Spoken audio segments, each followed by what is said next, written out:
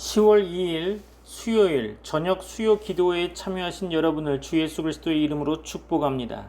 주중의 말씀으로 요한계시록의 말씀을 묵상하는 가운데 있죠. 요한계시록을 통해 우리의 신앙을 점검하고 다가올 미래를 준비하며 올바른 신앙생활을 영위하고자 준비하게 되었습니다. 이 시간 여러분을 축복하며 오늘 함께 보고자 하는 본문의 말씀으로 요한계시록 20장 1절로 6절 말씀을 정했습니다. 오늘 말씀을 함께 합독하실 텐데 요한계시록 20장 1절로 6절 다 같이 합독하도록 하겠습니다. 요한계시록 20장 1절로 6절입니다.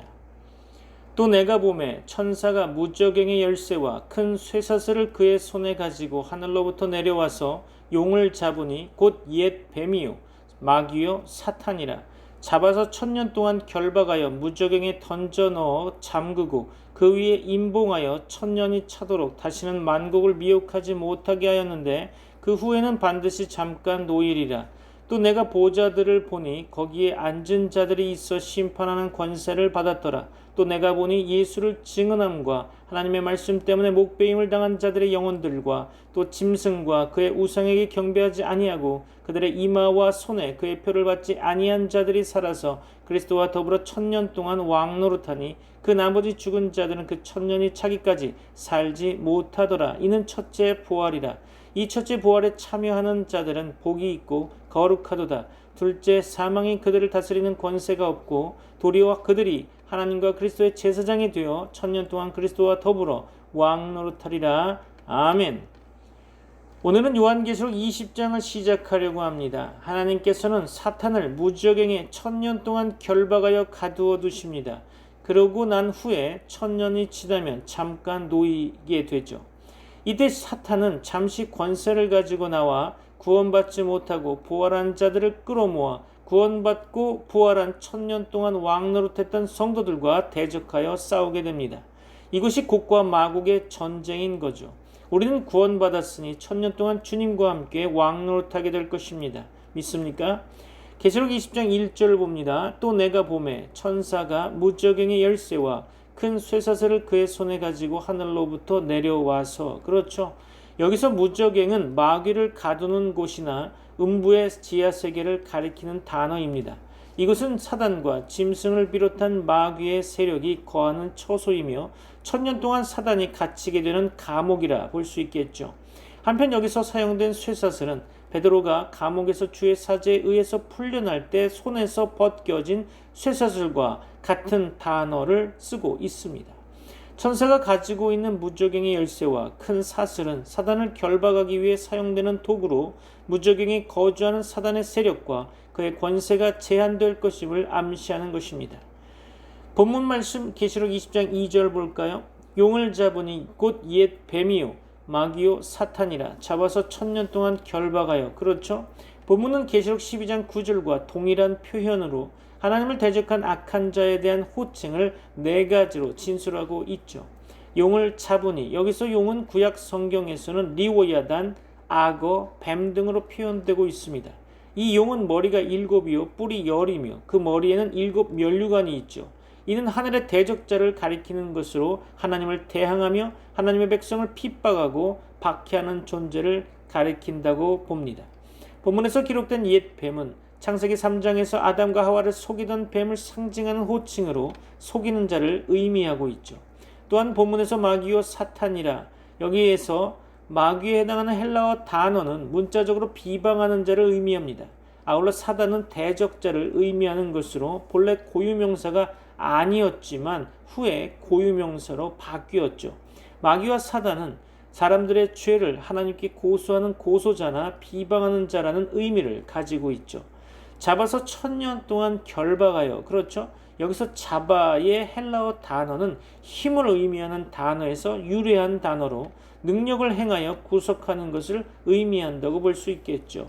이것은 결박하여와 던져라는 표현과 연결되어 있는데요. 하나님의 백성이 늘어나는 것을 방해하는 것과 같은 사단의 영향력을 부분적으로 제한하는 것을 의미하는 것이 아니라 속이는 자로서의 기능을 하지 못하도록 완전히 제한하고 구속하는 것을 의미한다고 볼 수 있겠죠.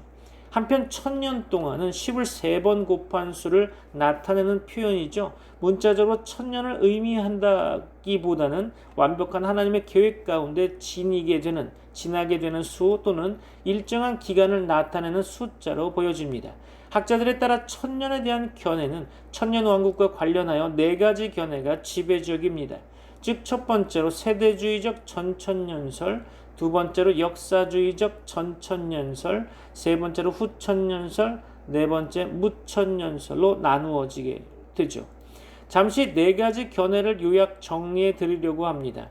어디까지나 학자들의 견해이고 신학교 때 종말론을 공부하는 학생이라면 누구나 배우게 되는 내용이죠. 간략하게 정리해 드리려고 하는데요. 개요와 추장 그리고 특징적 차원에서 몇 가지를 말씀드리고자 합니다. 첫 번째로 세대주의적 전천년설에 대해 간단히 설명해 드리겠습니다. 성경을 특정한 세대로 나누어 해석하고 이스라엘과 교회를 별개의 계획으로 봅니다. 주장하는 바로 19세기 영국의 존 넬슨 다비가 체계화한 견해로서 이스라엘과 교회에 대한 구별이 중요한 관점으로 보이죠. 특징을 3가지 정도만 나열한다면 교회의 휴거가 대환란 이전에 발생한다고 주장하고 그렇게 믿고 있죠. 아울러 대환란 기간 동안 하나님의 심판이 지상에 임하고 이스라엘이 회복된다고 주장하고 있습니다. 마지막으로 예수님의 재림 후에 천년 왕국이 시작된다고 주장하고 있죠. 두 번째로 역사주의적 전천년설에 대해 설명드리겠습니다. 이 학설은 예수 그리스도의 재림이 천년 왕국 이전에 발생하여 이 왕국은 예수님의 재림 후에 지상에서 실제로 1000년 동안 지속된다고 주장하며 그렇게 믿고 있죠. 이 견해는 교회의 역사 초기부터 존재했으며 초기 교부들 가운데 많은 이들이 이러한 입장을 지지하고 있었죠. 끝으로 특징을 설명한다면 그리스도의 재림 이전에 악이 극도로 증가할 것으로 보고 있고요. 또한 예수님의 재림 후에 의인들의 부활과 함께 천년왕국이 시작되는 거죠. 아울러 천년왕국이 끝나면 최후의 심판이 이루어진다는 주장입니다. 세 번째로 후천년설에 대해 말씀드리려고 하는데요. 이 학설은 예수 그리스도의 재림이 천년왕국 이후에 발생한다고 믿고 있죠. 천년왕국은 복음 전파와 교회의 승리로 인해 도래하는 평화와 의의 시대라고 생각하는 학설입니다. 이 견해는 역사적으로 17, 18세기 많이 지지받았으며 인간 역사 안에서 점진적인 발전과 복음의 승리를 강조하고 있죠. 이 학설의 특징을 보면 이 교회의 사역을 통해 점차 세상이 복음화되고 평화와 정의의 시대가 도래한다는 것입니다. 그리고 천년왕국은 상징적일 수도 있고 실제 천년일 수도 있다는 거죠. 마지막으로 천년왕국 이후에 예수님의 재림이 이루어지며 최후의 심판과 새하늘과 새 땅이 도래한다는 것입니다.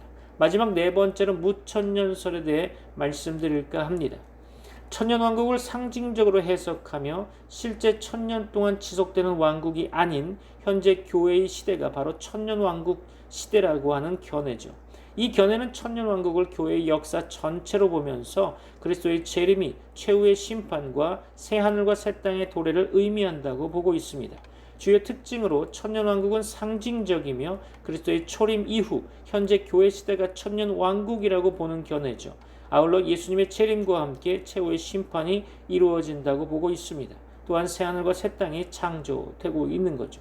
이것으로 간략하게 4가지 지배적인 천년왕국에 대한 학설을 정리해 보았습니다. 참고하시면 좋겠죠. 오늘 본문으로 돌아가서 계시록 20장 3절 봅니다. 무적에게 던져 넣어 잠그고 그 위에 인봉하여 1000년이 차도록 다시는 만국을 미혹하지 못하게 하였는데 그 후에는 반드시 잠깐 노일이라. 그렇죠? 본절은 천사가 1000년 동안 사단을 무적행에 가두는 이유를 밝히고 있죠. 여기서 만국은 해석상의 어려움이 좀 있습니다. 왜냐하면 앞장에서 메시아와 적그리스도의 전쟁에 인류가 참가했으며 적그리스도를 따르던 왕들과 군대는 메시아에 의해 패배한 것으로 나타나기 때문이죠. 그럼에도 불구하고 본절에서 다시 만국이 언급된 것에 대해 학자들은 2가지 견해를 주장하고 있습니다. 첫 번째로 어떤 학자들은 19장에서 언급된 적그리스도와의 전쟁에 참여하지 않은 나라라고 주장하고 있죠. 두 번째로 어떤 학자들은 전쟁에 참여했다가 남은 자라고 주장하고 있습니다. 2가지 견해는 나름대로 타당성을 가지고 있는데요. 그걸 그렇게 중요하게 생각하지는 않습니다. 한편 만국을 미혹하지 못하게 하였다가라는 표현이 있는데요. 사단을 1000년 동안 구속하는 것이 형벌이 아니라 사단의 영향력을 잠시 상실케 해서 사단으로 하여금 더 이상 미혹하지 못하게 하는 것, 즉 1000년 동안 하나님의 백성을 공격하지 못하도록 함에 있음을 시사하는 것으로 보여집니다. 그 후에는 반드시 잠깐 노일이라 라는 표현이 있죠. 본문의 이 구절은 하나님의 목적을 나타내고 있습니다. 사단이 무적행에서 잠깐 동안 풀려나는 것은 사단을 무적행이 구속한 것과 같이 하나님의 계획을 촉진시키는 것으로 세상의 종말을 초래하기 위함이겠죠.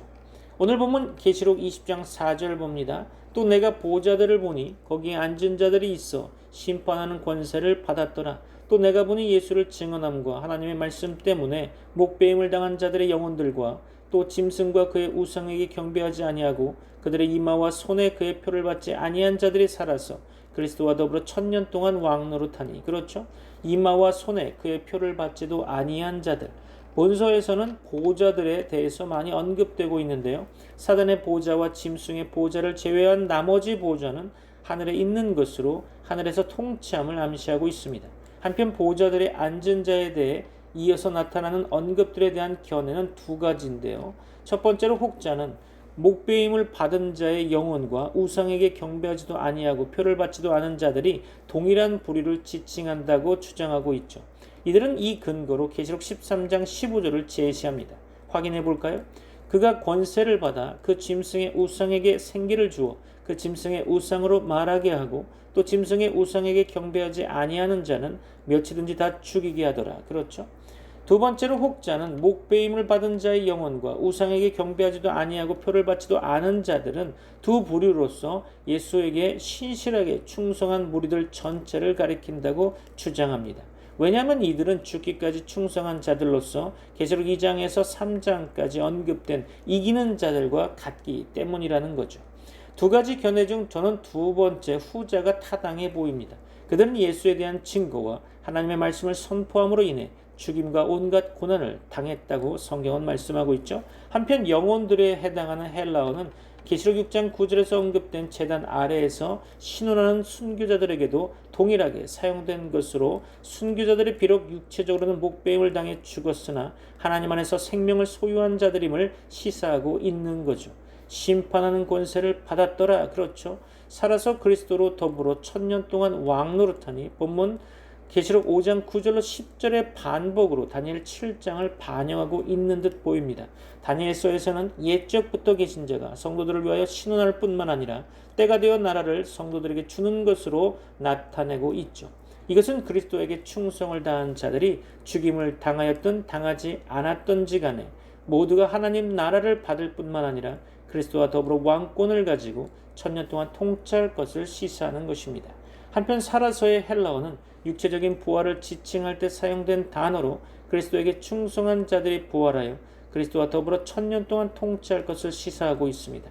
오늘 본문 계시록 20장 5절 말씀 가운데 그 나머지 죽은 자들은 그 1000년이 차기까지 살지 못하더라. 이는 첫째 부활이라. 그렇죠?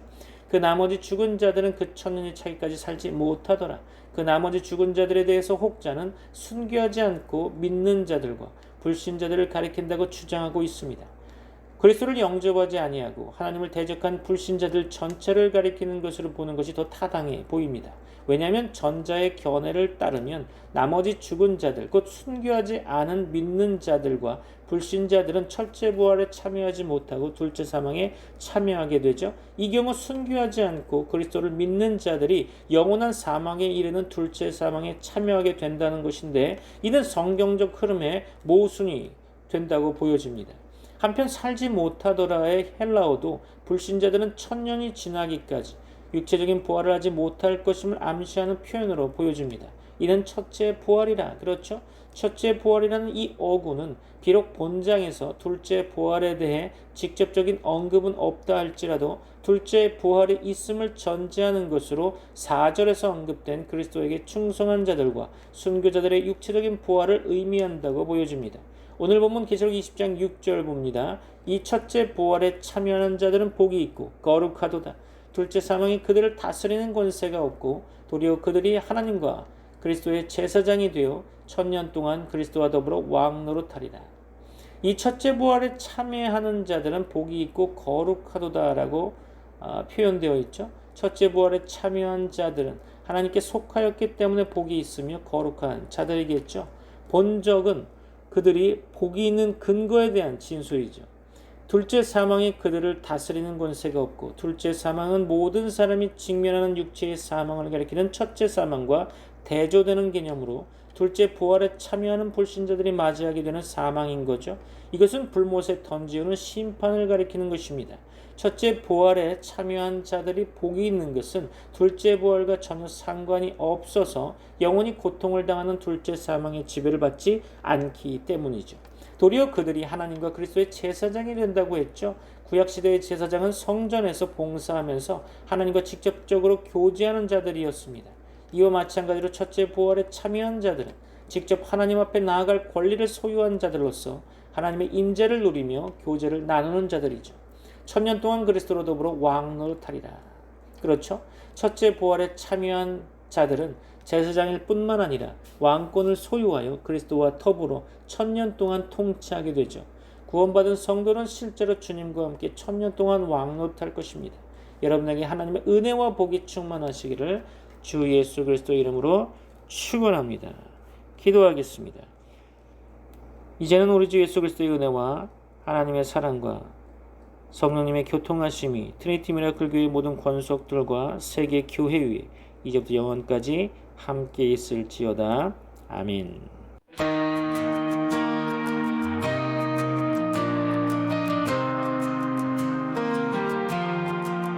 오직 성령이 너희에게 임하시면 너희가 권능을 받고 예루살렘과 온 유대와 사마리아 땅 끝까지 이르러 증인이 되리라. 주님의 증인 세상 모든 곳에서 주의 이름 전하리. 증인이 되리라. 주님의 사랑 온 땅에 퍼지리. 주님의 복음이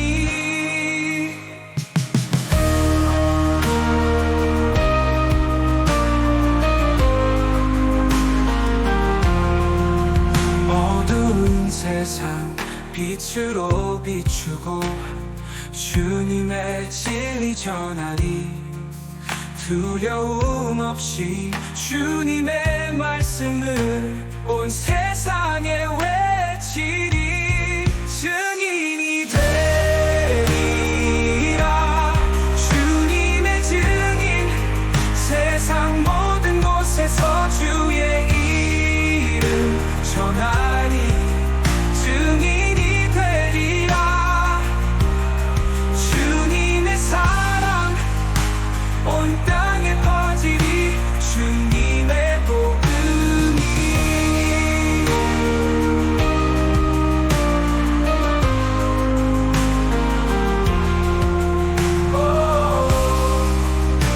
어두운 세상 빛으로 비추고 주님의 진리 전하리. 두려움 없이 주님의 말씀을 온 세상에 외치리. 성령의 능력으로 우리를 채우사 주님의